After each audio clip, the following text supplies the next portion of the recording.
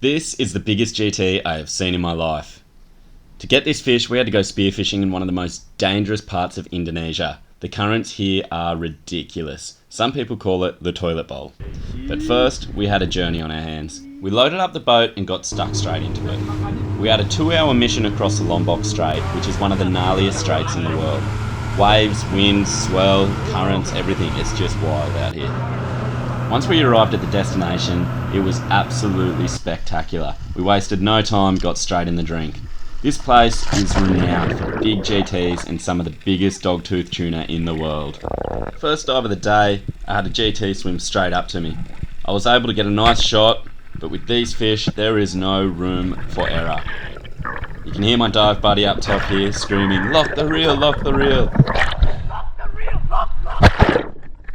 Luckily I had a float attached as well, just in case, but I thought I could land this one on the reel. He peeled about 30 metres of line straight to the bottom and snapped me off within 10 seconds. Heartbroken. Moments later, you can see my dive buddy here has just landed himself a beautiful sized rainbow runner. These fish make beautiful sashimi. And then it was chaos. One of the boys had just shot himself an absolutely giant trevally. Literally. Now these fish are one of the strongest fish in the ocean. They can take you from the surface to the bottom in a matter of seconds and completely wreck your gear. I've seen spear shafts bent in half from these fish. So a second shot's needed to help secure the fish. Once the shot's placed, we start to bring this fish to the surface, and we quickly realise how big this fish actually is.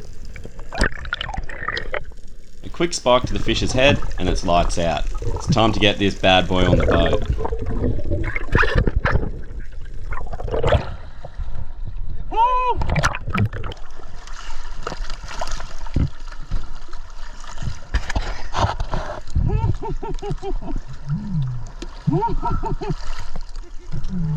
Now this is a serious fish, and these boys are commercial fishermen, which means they sell all their catch to the local fish market.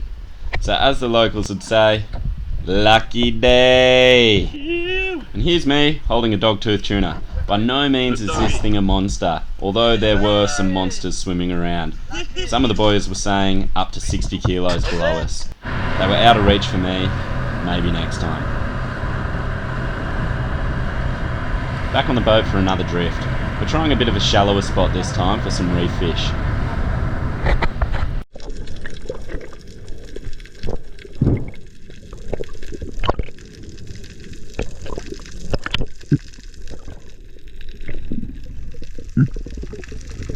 Once I find the bait, I bomb down to the bottom and have a look around. There's a beautiful parrotfish which presented a shot, and this guy was coming home for dinner.